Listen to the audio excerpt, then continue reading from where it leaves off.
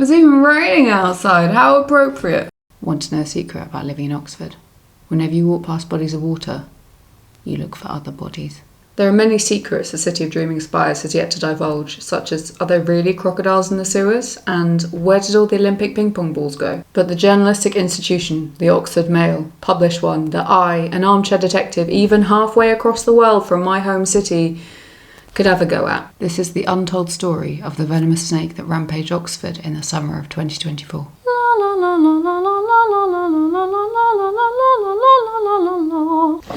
Venomous snake missing. Please call this number. The journalists had done their due diligence. They'd called the number listed, and they couldn't get through. With no more leads, the mystery was published. That's where I came in. Keen to stay connected with my birth town, I perused that news site regularly. To my horror, the mystery was tearing the city apart, and I did what I do best: Google unknown numbers. Nothing came up. The search was fruitless. Before going to such extremes as contacting my sources at British Telecom, I had another trick up my sleeve. Something you don't yet know about me.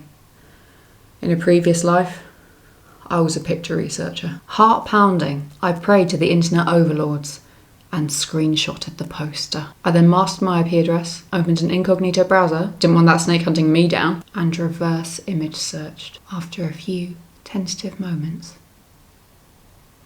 something came up. A Reddit post. And I clicked on it. At this point, I encountered an investigative roadblock. Reddit did not like me masking my IP address. I had two options: unmask it and risk exposing myself to venomous snake backlash, or create a Reddit account, something which I'd been putting off for a while. I chose the latter. A few clicks later, my detective vice reared its ugly head. I had to create an avatar, and I wanted it to look really cute. Many hours of balancing stylistic choices later, I've never had to dress a green alien before, I was in. But it was not smooth sailing. Disaster struck again. I was on the general Reddit homepage. I had to reverse image search again. Those processing moments were no less tense this time around. How about if the image had disappeared from the internet while I was distracted? Thankfully, the lead was still open. The photo was still there, in colour this time, on a post about venomous snakes. My heart sank.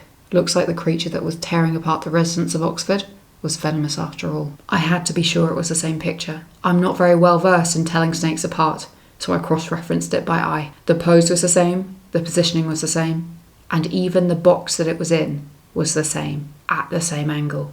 It was the same picture, it was the same snake. I scrolled through the thread, my heart pounding to find the original poster.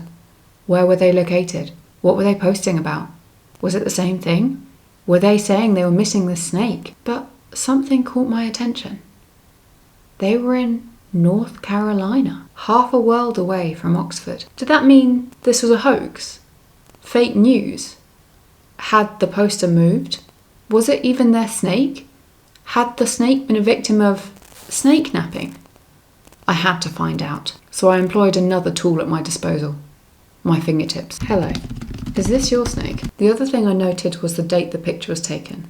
It wasn't that recent, but that didn't necessarily mean anything. At a bit of a loose end, I clicked onto the poster's profile and noticed they hadn't been active in a while. Looks like I'd have to play the waiting game. In the days and weeks that followed, tensions relaxed somewhat, with no further sightings of the serpent. My questions sat unanswered. I was painfully, regularly reminded of this by my Reddit suggestions, all of which were about snakes. After about a month, I'd reached some level of closure. Perhaps this mystery was only going to be mostly solved. But then I got a notification.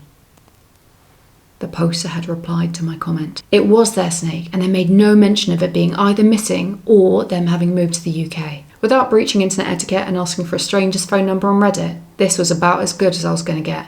It was perfectly positioned to freak out UK residents, combining something that they don't come into contact with and don't understand, venomous snakes, along with the fear of something being on the loose, like Godzilla. But in a fantastic result for both the welfare of that venomous snake and the mental health of the people of Oxford, it was a hoax. We're marking this mystery as solved.